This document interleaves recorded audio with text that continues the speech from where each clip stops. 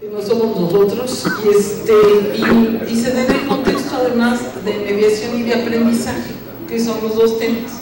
Entonces era aprovechar que vienen 4 personajes interesantes y 2 actúan por videograbación y retomarlo en el contexto de lo que estamos planteando a nosotros. El grupo es un poquito más amplio de normales, porque por decisión de la autoridad local hay 9 normales, entre 9 y 8, todavía no sabemos si son 8 o 9, pero 8 ya se subieron, que están trabajando un programa que es el desarrollo de inteligencia a través del arte, y recién empezaron, y hay 14 profesores en cada entidad federativa que están subidos en el programa del día. Entonces, hay entidades que vienen completo el grupo, hay entidades donde vienen 4 o 5 compañeros más. Va a haber una masa interesante de profesores normalistas, y ahora el secretario, porque le interesa mucho el asunto de desarrollo de la inteligencia y le interesa mucho el asunto de lectura. Es una de las cosas más fuertes que promueve el programa, expresión en general, expresión escrita y verbal. Entonces nos tomamos el atrevimiento de dejarlos 2 días más. Hay cosas que hay que revisar, porque ya tenemos cambios otra vez. Entonces hay que revisar quiénes se nos quedan de manera de veras permanente, porque lo que sí es difícil es dar respuesta con los cambios. De este maravilloso grupo que está, nos vamos a robar como a 6 personas que no van a poder estar en el día, porque lo que van a hacer es diseñar el examen de diagnóstico de ingreso a la educación normal en el Ceneval. ¿Sí? Entonces van 2 de matemáticas, 2 compañeros que ven la parte de redacción, 2 compañeros que ven otra parte que es de comunicación y 2 de práctica docente. No, esto se los vas a decir hoy en la tarde, cuando lo acabemos de checar, porque también había que saber quién acababa de llegar. Entonces es en el mismo periodo, nada más que en vez de estar oyendo a Peter Senge, van a estar haciendo el perfil de nuestros estudiantes de ingreso. Sí, pues es que no se puede, pero sería como muy difícil. Lo discutimos Claudia, que tiene que ser usted y usted la necesita, porque ahí va a estar en la parte de diagnóstico de los estudiantes que quieren estudiar para profesores de normales. Entonces este grupo no se puede separar. Si nosotros vamos a entrar ya con ese examen con la primera generación en este programa de estudios. Ceneval no tenía área específica para nosotros. Nos querían que el área que se aplicara fuera pedagogía o psicología. Nosotros no estuvimos de acuerdo. Entonces abre el capítulo de formación docente dentro de Ceneval. Entonces vamos a tener que estar ahí con ellos. Y digo en general, porque no se abre solo para normales, sino lo abre general Ceneval, porque hay algunas universidades donde trabajan para la formación de docentes, especialmente de media superior. Hay universidades que forman a sus cuadros, entonces de que salen de licenciatura, salen formados como docentes de la media superior. Entonces va a quedar el área específica como formación docente, así como hay la médica o va a estar la nuestra dentro del grupo de Ceneval. Entonces de ahí, pero como son de aquí mismo, los 8 que se van, en la próxima reunión y en intercambio con la maestra Batalla les explicarán. Entonces esta reunión la tienen que trabajar muy duro en 2 días, porque se nos junta con la llegada de los especialistas y con el diseño del examen del Ceneval, que se aplica desde este mes. Es decir, terminan en marzo y en abril ya se está aplicando, o sea que también van a poder tener sus resultados luego en términos de diagnóstico. Gracias, los dejo seguir. Entonces la invitación ahorita es a que los mismos equipos que trabajaron se pongan de acuerdo para ver cómo van a presentar el trabajo realizado previamente sobre antecedentes, fundamentos y competencias. Los que hayan trabajado competencias, los que hayan trabajado fundamentos, entonces ponerse de acuerdo para que después para cuando lo tengan, pues empezar a ver por lo menos antecedentes y fundamentos. A ver si nos da tiempo de antes de irnos a comer, ver antecedentes, por lo menos, ¿sí? Y bueno, empezar a trabajar en los equipos.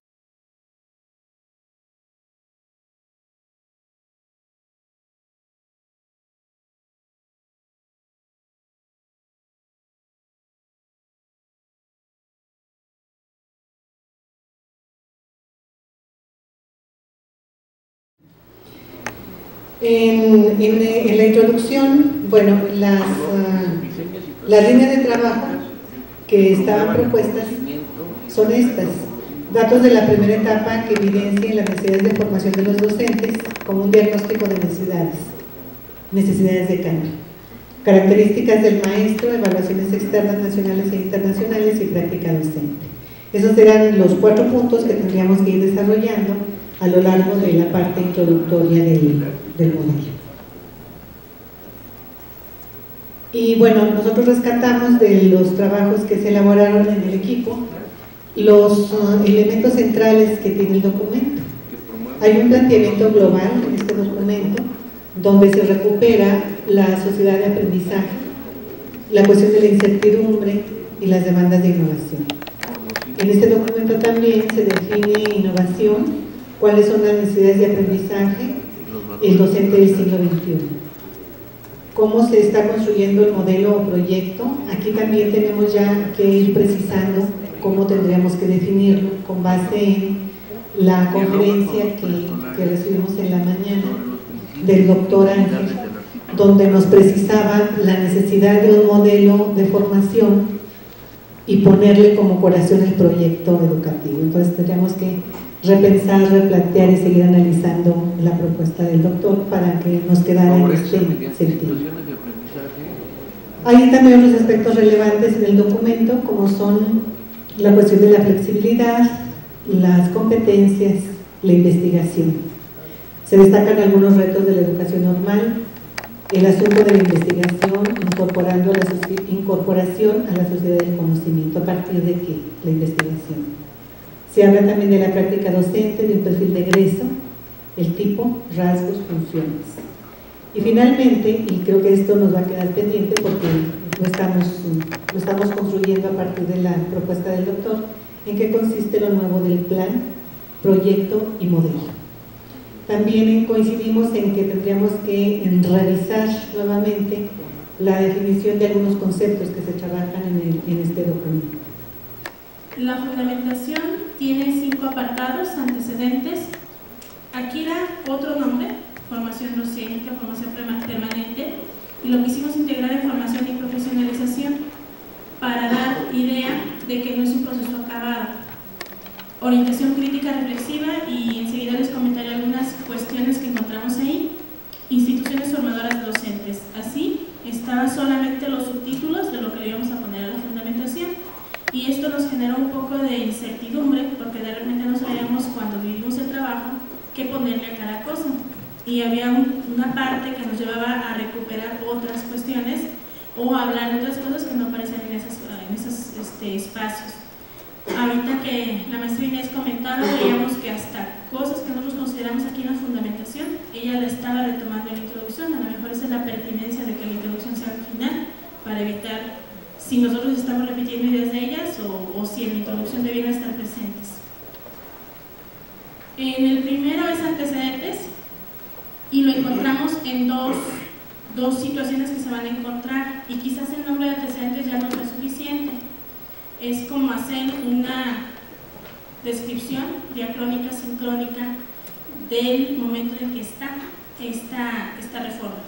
Por un lado, una reseña histórica con origen y evaluación de la Escuela Normal en México en términos curriculares, como necesidad sociocultural, y puntualizando las fortalezas de las escuelas normales en los años 30 y 50, porque tendríamos que explicar a partir de qué es lo que ocurre en esos medios, cómo la escuela normal da respuesta a las necesidades sociales.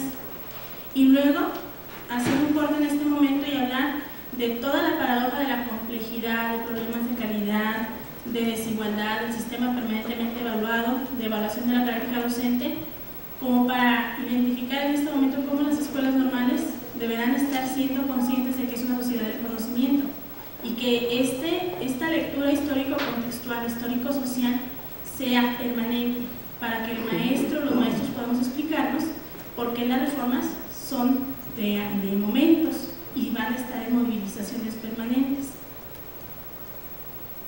La segunda parte es formación y profesionalización docente, y aquí en los textos manejamos la importancia de recuperar la filosofía del ser humano, la filosofía como tal, explicando quién es el ser humano que estamos educando en las escuelas normales. Aquí habría que hacer esto que habíamos discutido ya en otros momentos, la esencia filosófica del quehacer docente, los principios axiológicos. En uno de los textos se está recuperando con puntualidad cómo el docente no debe ser una persona fragmentada, que por un lado sea su vida personal y por el otro lado su vida profesional, sino que esté integrado. Estamos incorporando conceptos como el espíritu de la formación del ser humano y formar en competencias sin dejar de lado el desarrollo humano. Son solamente ideas, les decía, es como la suma de los diferentes textos que tenemos y las ideas que tendrán que ser ordenadas en un organizador de escritura. Este apartado no aparecía en los nombres que nos dieron, pero considerábamos que no puede haber un modelo o proyecto educativo si no existen principios o una visión muy clara de lo que queremos lograr. Y había principios que fuimos rescatando a partir de nuestros escritos y de lo que aquí hemos discutido. La importancia de que quede muy claro la identidad normalista como una lectura histórico-contextual. La orientación crítica reflexiva de la experiencia de la práctica. Y aquí uno de los apartados era precisamente eso, la importancia de este enfoque. Pero pensábamos, ¿es suficiente para el tipo de docente que deseamos tener? Sería uno de los principios, pero no sería el total de los principios como aparecía aquí. Antecedentes, formación y profesionalización, orientación crítica y reflexiva. Como si fuera eso lo único que estaría tomando el enfoque. Y con el apartado de principios habría que recuperar otras cosas que hemos estado discutiendo y que es importante puntualizar. Formación para el cambio y la reconstrucción permanente de la labor docente, autonomía y apertura de la profesión hacia otras profesiones, el asunto de la investigación, tanto como generación de conocimiento como uso para el desarrollo profesional, la construcción de comunidades colaborativas y la cultura de la evaluación. Serían que este apartado de fundamentación esté precisamente clarificado esto como un enfoque. Y ya con puntualidad, la orientación crítica y reflexiva, dentro de lo que estamos manejando en el texto, es conceptualizar el pensamiento crítico como un acto reflexivo de la práctica y que la reflexión se vuelva experiencia, la reflexión sobre la intención educativa, el pensamiento reflexivo y flexible. Ustedes notarán muchas redundancias aparentemente, pero tiene que ver con cómo cada quien construimos el texto y cómo coincidíamos al momento de tratar de justificarlo. Que el siguiente ejercicio de escritura tendrá que ser organizado y ordenado. Otro que tiene que ver con la cercanía de elementos teóricos con estrategias de resolución de problemas en la práctica real y situada, la cuestión de las habilidades metacognitivas como juicio y discernimiento, asuntos de colaboración, aprendizaje diversificado, la atención a la desigualdad como espacio de participación para intercambio de experiencias y las estancias formativas para la solución de problemas en contexto real. Cuando leíamos el documento anterior decíamos, faltaba un apartado donde dijéramos específicamente la visión de esta reforma tiene que ser y era lo que tratábamos de puntualizar. Deberá ser un texto sintético que permita pronto dar cuenta del enfoque de la reforma y eso tiene un grado de complejidad bastante amplio.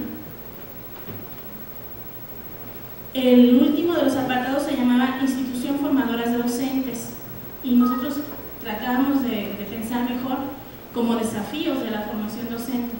Para entonces, estos desafíos de profesionalización, trabajarlos a 3 niveles.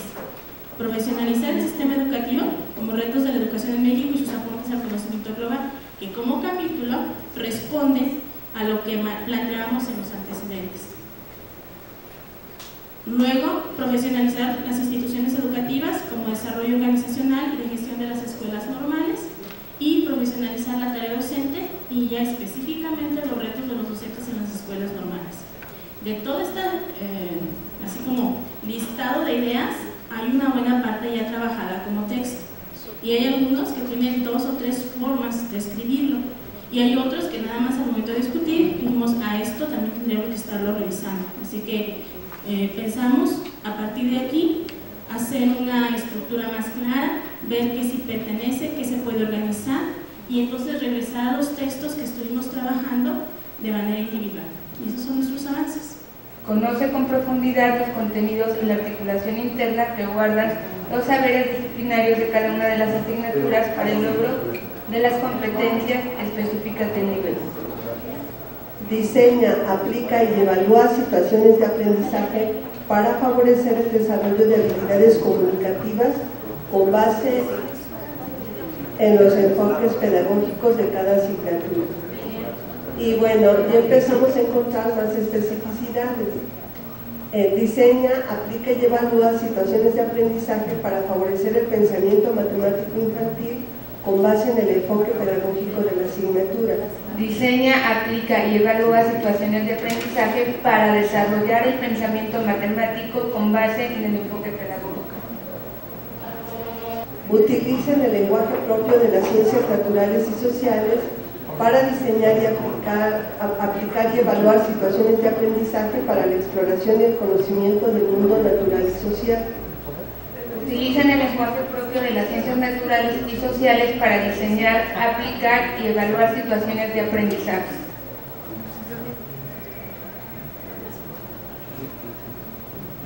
Diseña, aplica y analiza instrumentos de evaluación diagnóstica para la toma de decisiones en el diseño de estrategias didácticas para atender las necesidades del grupo, en el caso de que siguiera considerándose el ámbito de evaluación.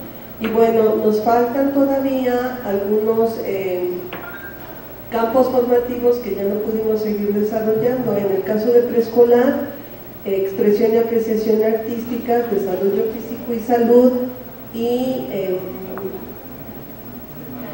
desarrollo personal y social. En el caso de primaria, educación física, educación artística y formación cívica y ética. Es que también quisiéramos comentar que entramos en una discusión muy profunda sobre algo que a lo mejor no está dicho. Por ejemplo, ¿cómo se van a enseñar las matemáticas? Cuando iniciamos el trabajo, o sea, no necesariamente tener el dominio de los contenidos matemáticos que están en el currículo de las matemáticas, sino qué enfoque le vamos a dar nosotros, o sea, el nuevo maestro, el licenciado en educación primaria, cómo debe enseñar las matemáticas, qué competencias para enseñar las matemáticas. Desde ahí entramos a una discusión en que no solamente, bueno, con una pequeña conclusión, en que no solamente es tener dominio de los contenidos matemáticos que están en el currículo de educación primaria, sino además un plus sería, por ejemplo, el uso social de las matemáticas como el lenguaje. Entonces, esto nos abre otro panorama un poco más complejo. Si consideramos el nivel físico de desarrollo del niño, ¿sí?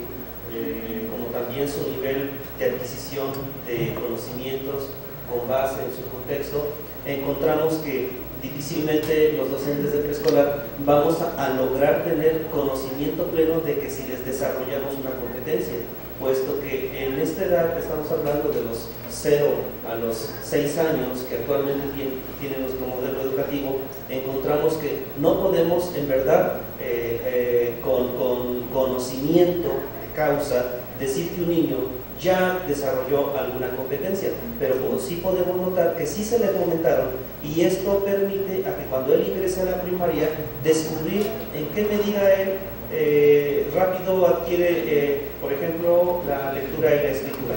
Lo encontramos, por ejemplo, en los ambientes alfabetizadores que actualmente están favoreciendo las educadoras, ¿no? Aquella educadora que forma un ambiente que en verdad estimula a la aplicación de la lectura y de la escritura, notamos que los niños en primaria rápido desarrollan este proceso, y aquellos que no fueron estimulados en esos ambientes en la primaria les cuesta mucho trabajo considerar, en el caso de la lectura y la escritura, como unas herramientas que le permiten comunicarse de manera eficaz. Entonces, lo mismo ocurre con matemáticas, con el conocimiento del entorno, con el conocimiento de las relaciones sociales. Entonces, aquí es donde tiene una gran importancia el nivel de preescolar, ¿no? como base fundamental en todo el modelo educativo. Y bueno, entonces por ello es que en el preescolar se fomenta, se estimula, ¿sí? Pero no podemos hablar de que se han desarrollado a plenitud. Estamos pensando en aspectos, en competencias que tiene que tener un profesor.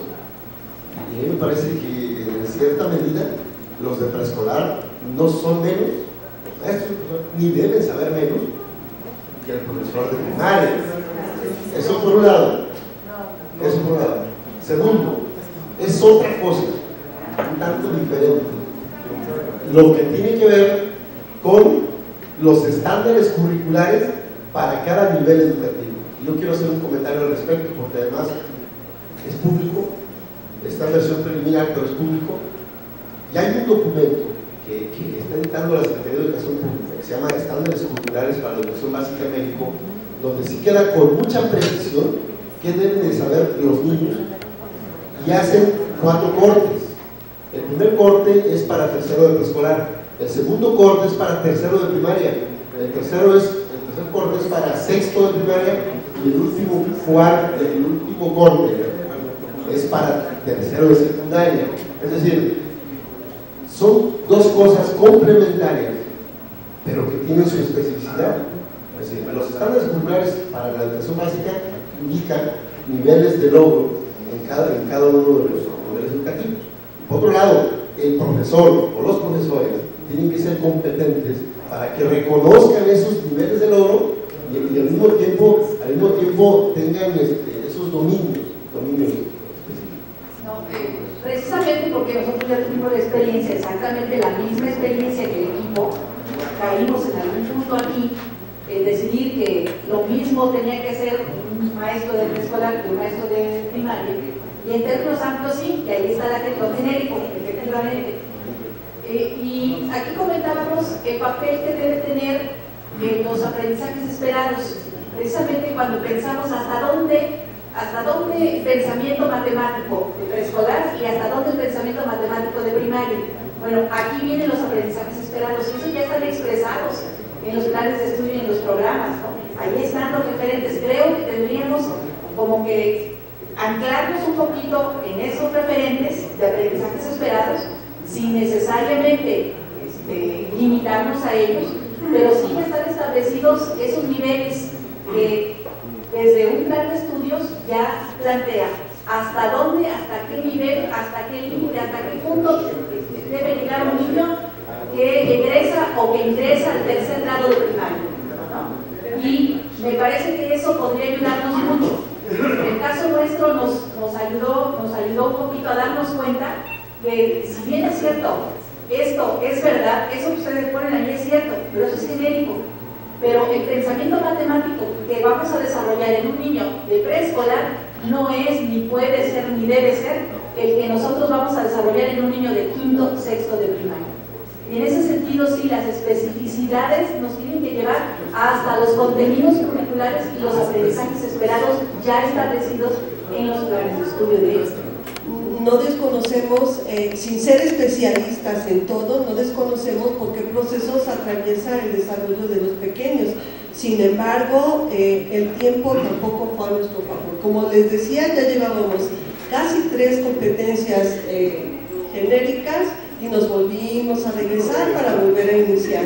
Entonces el tiempo también nos permitió seguir desarrollando más. Sin embargo, sí sabemos que tenemos que especificar, pero también nos quedamos en la disyuntiva de hasta dónde profundizar en lo específico y no nos queda claro tampoco. Yo creo que si tuviéramos a la mano toda esta caracterización de lo que es la competencia, nos podría resultar más fácil precisar las competencias, tanto las genéricas como las específicas, o competencias transversales, o competencias base, o cualquier tipo de competencia, considerando que para que sean competencias, deben mantener mínimo estas 5 características que comparto con ustedes a continuación. La primera de las características es la movilización de un conjunto de recursos. Creo que ya hablamos mucho de eso, hablamos de recursos cognitivos, hablamos de recursos emocionales, hablamos de todos los recursos que los seres humanos tenemos para enfrentar una situación. Hablamos de un carácter finalizado de la competencia, sin que la competencia sea final. Estuvimos también abordando en el recurso de la mañana que las competencias no se construyen de facto y que las competencias no tienen un principio y un fin determinado, que la construcción es un continuo que se va complejizando, que se va enriqueciendo y que dependiendo del nivel que estemos trabajando de la competencia es el alcance de la misma. Hablamos como la tercera característica, el gasto con una familia de situaciones, también ya hablamos mucho en esta característica. Un carácter a menudo disciplinario, la relevancia, la importancia de que la competencia tenga tras de sí un saber que le permita sustentar el actuar. Y como característica final, la evaluación. Vamos a precisar algunos detalles de cada una de estas características.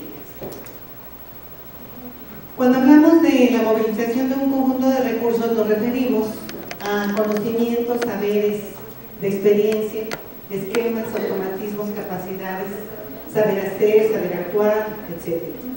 Aquí por supuesto que no están todos, porque hablamos de recursos humanos. Entonces tendríamos que ser muy específicos y muy acuciosos si quisiéramos identificar con precisión todos esos recursos humanos con los que contamos para poder definir esta característica. Sin embargo, creo que en esa identificación de movilización de recursos sí tenemos la conciencia clara de que son todos los recursos que los seres humanos tenemos para enfrentar diversas situaciones. Los recursos se encuentran altamente integrados y son muy numerosos y que se dificulta analizarlos e identificarlos durante el ejercicio de la competencia. Sería también, creo que ocioso, precisar en cada competencia todos los recursos que tienen que ver con el logro de esa competencia. O sea, es demasiado, es muy grueso como para desmenuzarlo en todos sus componentes. Cuando hablamos de recursos, de la movilización de recursos, nos referimos a todo aquello que se tiene que hacer para enfrentar una situación, para identificar el núcleo problematizador y poder resolverlo. Cuando hablamos de la segunda característica, que es el carácter finalizado, también recuperamos cosas que ya estuvimos realizando. Es la dificultad de poder separar el actuar cuando se habla de competencias. O sea, tenemos por ahí tenemos que precisar que una competencia nos lleva a la actuación, nos lleva a un desempeño. Por supuesto que vamos a encontrar, dependiendo del enfoque que estemos trabajando, que hay quien le denomina saber hacer, y luego hay quien cuestiona el saber hacer y luego dice, no, no es saber hacer, es saber actuar, y luego hay quien dice, no es solo saber hacer ni saber actuar, es manifestar un desempeño. Pero independientemente de cómo lo encontremos, a nosotros nos debe quedar claro que la competencia es inseparable de esta posibilidad de actuación, de desempeño. Tiene función y utilidad social en vista de un producto o de una producción. De eso que ya hablamos, que tiene que haber una evidencia, bueno, el carácter finalizado también se refiere a eso. Para resolver un problema y bueno, permanentemente conectar los saberes áulicos del desarrollo de competencias de la escuela con la vida cotidiana, con la cuestión del aprendizaje significativo, que creo que ya también estuvimos comentando esto. Por ahí en el carácter finalizado se destaca que como reto principal es encontrar el equilibrio entre una enseñanza generalista. Hablamos de conocimientos y capacidades y una enseñanza operacional como adquisición de competencias. Independientemente, insisto, porque luego cuando uno lee un texto y luego lee otro y luego lee otro, parece que uno se confunde, porque en un autor le llama de una forma y el otro autor le puede llamar de otra forma, pero creo que en esencia nos tiene que quedar claro a qué se refiere, aunque le digan de diferente nombre, a qué se refiere cada una de estas cuestiones. Enlazo con una familia de situaciones. Una competencia solamente puede ser entendida cuando se ejerce en situaciones diversas. Cuando hablamos de comprensión lectora, por poner un ejemplo nada más, hablamos de que puede ser aplicable esta actuación o este desempeño en una diversidad de posibilidades donde manifestemos que tenemos ese nivel de competencia, la comprensión lectora. Y por supuesto, en ese continuo que también ya estuvimos revisando, no es lo mismo la comprensión lectora de un niño de tercero de primaria que a un chico de tercero de secundaria, que a un chico de educación media básica o a una educación superior, ¿sí? Entendida como tal, ¿sí? Como ese desarrollo que tanto hemos comentado. Un carácter a menudo disciplinario, entendiendo esto a través de una categoría de situaciones correspondientes a problemas específicos, por supuesto ligados a la disciplina, sin llegar a generalizar, por supuesto, o sea, que tengan un soporte, que tengan un sustento de conocimiento disciplinario, llámese como se llame, matemáticas, ciencias, historia, geografía, físico-química, o sea, finalmente se tienen que jalar recursos de esa disciplina que le permitan enfrentar la problemática que se esté trabajando, que se quiera reconstruir o reaprender. Y la evaluación, dice, una capacidad es difícilmente evaluable, una competencia lo es más fácilmente. Hablamos de que las capacidades implican un proceso intelectual que difícilmente podríamos llegar a reconocer y a identificar. Sin embargo, la competencia como tal, que se manifiesta a través de un desempeño, a través de un actuar, a través de un saber hacer con fundamento, nos lleva a la posibilidad de evaluarla con mayor facilidad. ¿Por qué podemos evaluarla con mayor facilidad? Porque podemos observar esos desempeños, sin que esto implique que sea netamente una conducta operativa, porque entonces nos estaríamos regresando a la cuestión conductista del aprendizaje. Creo que tiene diferencias importantes que también tendrían que quedarnos claras. Se evalúa la competencia a través de un producto y tendríamos que revisar cómo se lleva a cabo el proceso para la obtención de ese producto. No se trata de la evidencia de productos finales, sino de la construcción de esos productos que estamos esperando. Creo que si tenemos claro todos estos elementos, nos va a ser más sencillo precisar las competencias. O sea, no perdernos de vista cuando estemos trabajando cualquier nivel de competencia y cualquier complejidad de la competencia, si estamos siempre conectando qué debe contener la competencia para ser plasmada o interpretada en un documento. En las competencias genéricas y las competencias específicas. Este ejercicio lo retomé de lo que ya trabajó cada uno de los equipos.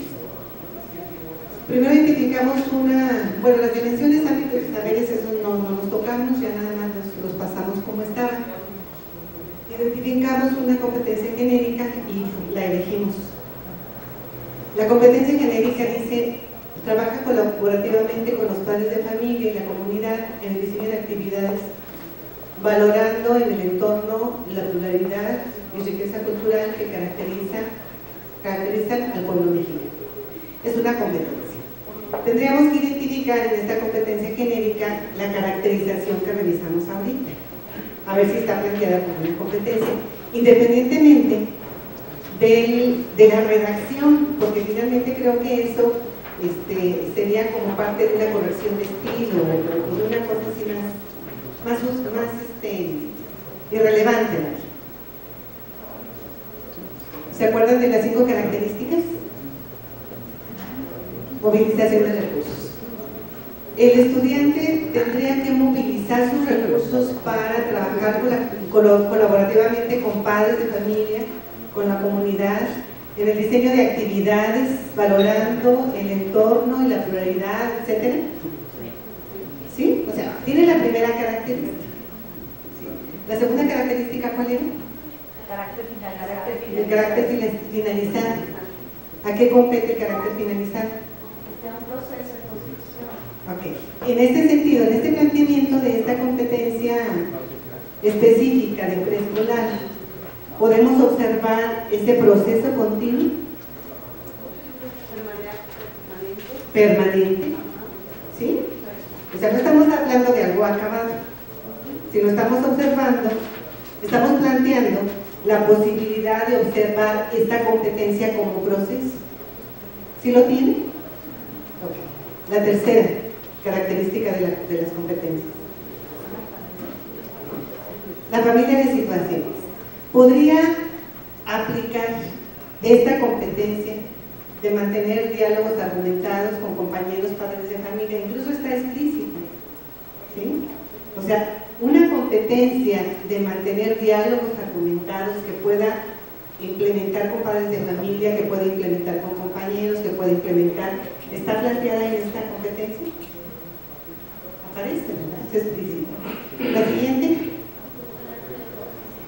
A menudo disciplinario. ¿En qué elementos disciplinarios tendría que fortalecer el desempeño de esta competencia? ¿Sería necesario tener estos elementos de algunas disciplinas para que puedan desarrollar esta competencia? ¿De dónde tendrían que jalar esos elementos disciplinarios? ¿Del lenguaje? ¿De la sociología? ¿De la psicología? ¿Sí? Entonces aparecen en el planteamiento de la competencia. ¿Sí? Y la última de las características, la evaluación. ¿Podríamos implementar la evaluación de esta competencia en los términos en que se evalúan las competencias? ¿A través de productos? ¿A través de evidencias? ¿Sí? Perfecto. Entonces consideramos que analizando este planteamiento de competencia específica de preescolar, podemos concluir cómo lograríamos la especificidad de esta competencia. ¿Cómo tendríamos que decir que esta competencia es exclusiva para educación preescolar? ¿Qué tendríamos que ponerle o qué quitarle para hacerla específica?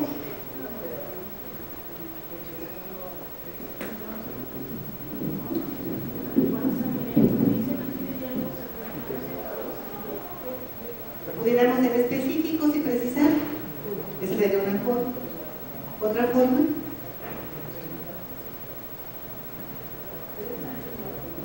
El alcance y la profundidad. Puede ser diálogos breves o diálogos con una temática particular. Podría ser. Podría ser por ahí también. Sí.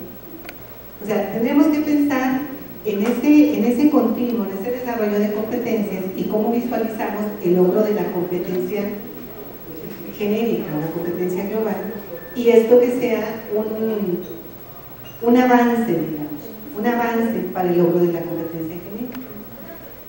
¿Sobre qué vamos a trabajar? O sea, ¿cuál será la decisión de precisar cuestiones específicas de licenciado de educación preescolar o precisar el alcance, hasta dónde va a llevar a cabo estos diálogos argumentados? Creo que esas decisiones sí tendríamos que considerar a partir de algún referente que nos pudiera orientar en ese sentido. Y luego, bueno, hasta aquí fue el análisis de esa columna de competencias específicas de preescolar que tendría que aplicarse a todas las competencias de las que hemos estado hablando. Y luego tendríamos que identificar las unidades de competencia que son parte de la competencia planteada. Tendríamos que considerar los elementos de competencia que también son elementos desagregadores de las unidades y las unidades de la competencia específica. No recuerdo con claridad si fue la primera reunión que revisamos este planteamiento. O sea, las competencias en global no las vamos a poder alcanzar. Tenemos que desagregar los elementos que las componen para alcanzar poco a poco. Estamos hablando de 4 años. ¿Sí? O sea, no estamos trabajando en este momento programas.